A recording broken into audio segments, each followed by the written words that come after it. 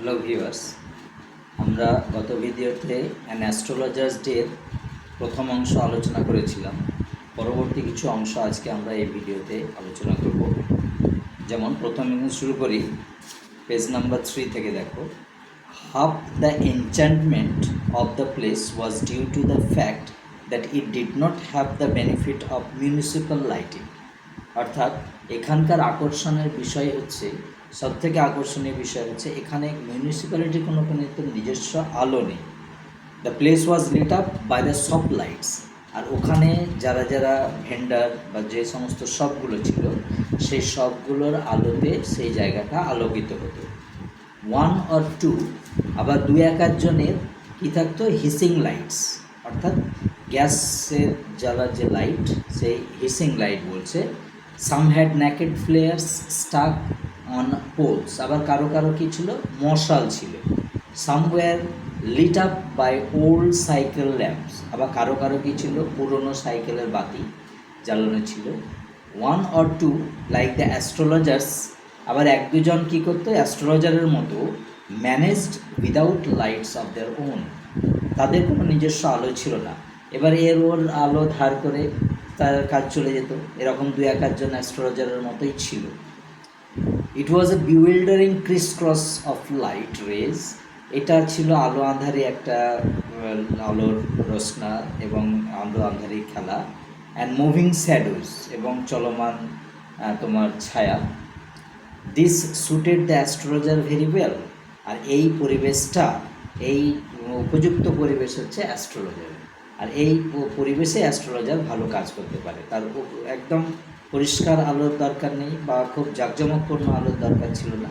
এইটাই বলছে, this suited the astrologers very well, এই আলো আঁধারিটাই কিন্তু অ্যাস্ট্রোলজারকে মানিয়েছে বা এইটা কাজ করতে তার সুবিধা হয়েছে। ফর দ্য সিম্পল রিজন, এর একটা খুব সাধারণ কারণ বলছে, that he had not in the least intended to be an astrologer when he began life.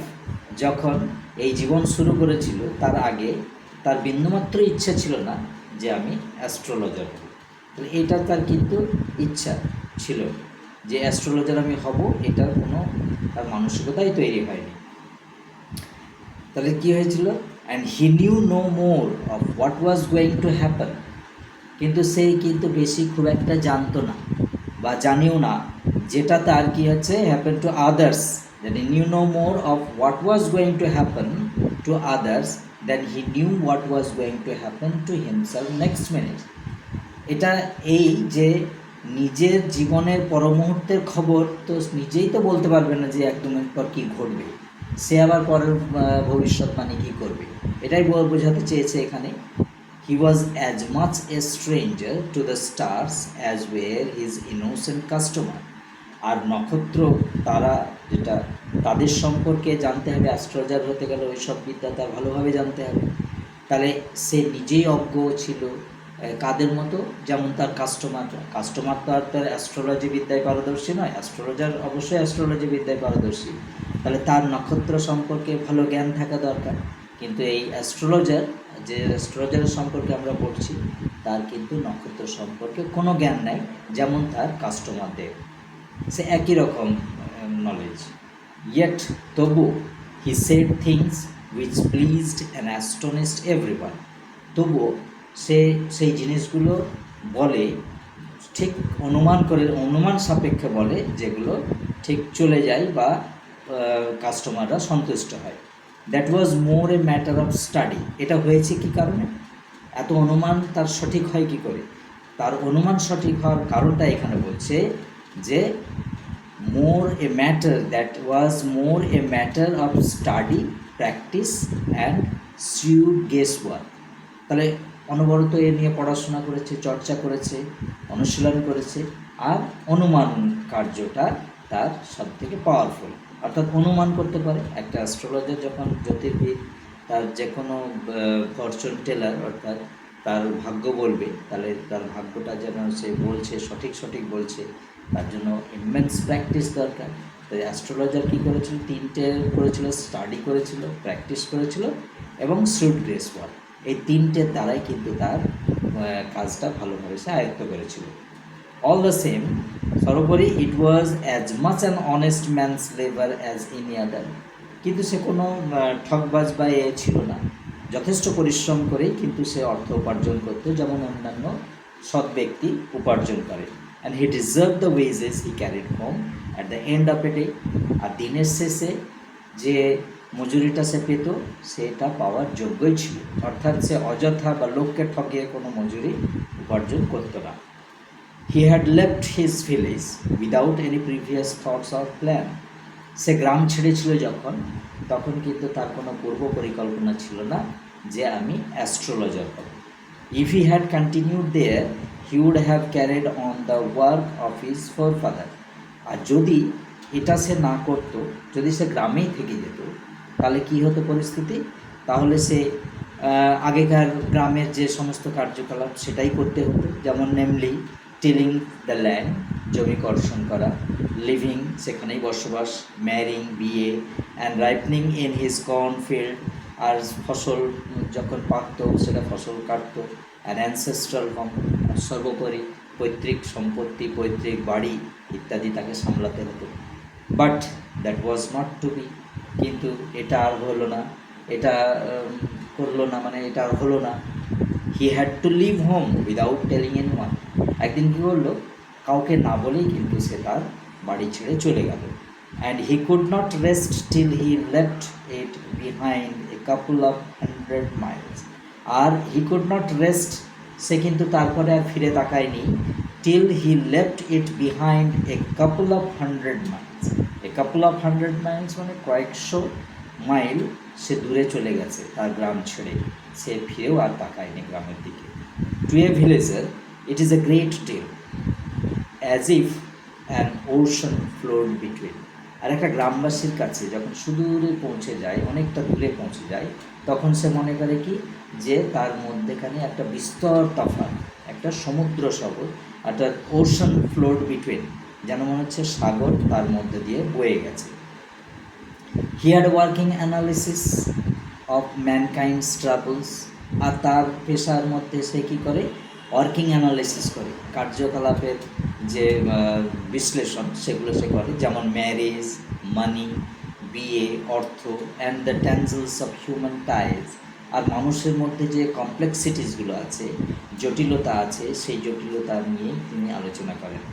Long practice had sharpened its perception.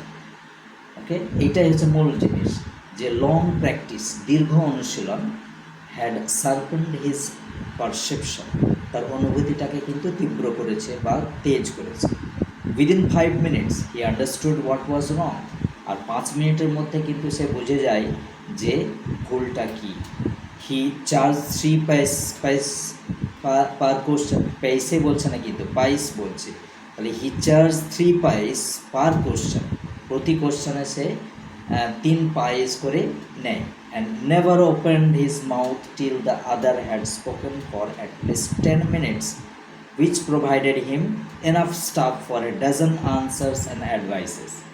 এবার যে কাস্টমার আছে তাকে সে সুযোগ দেয় 10 মিনিট সে বকেই চলে, কারণ 10 মিনিট কথাবার্তা বলার ফলে তার মনের ভাবটা বেরিয়ে আসে অনেকটাই, আর সেখান থেকে সে কী করে, অনুমান করে নেয় তার অনেকটাই জীবনে, তখন সে মুখটা খোলে।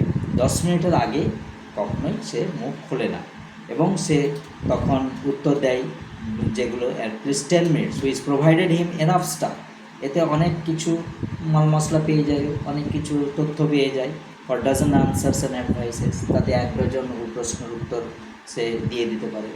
When he told the person before him gazing at his palm, যখন সে বলে তার হাতের দিকে লক্ষ্য করে, যখন কাস্টমার্সকে বলে, in many ways you are not getting the fullest result or your efforts. এটা অনুমান সাপেক্ষে সে সব প্রত্যেককে বলে যে মনে হচ্ছে তুমি যা চেষ্টা করছো সে তোমার চেষ্টার সম্পূর্ণ ফল তুমি পাচ্ছ না।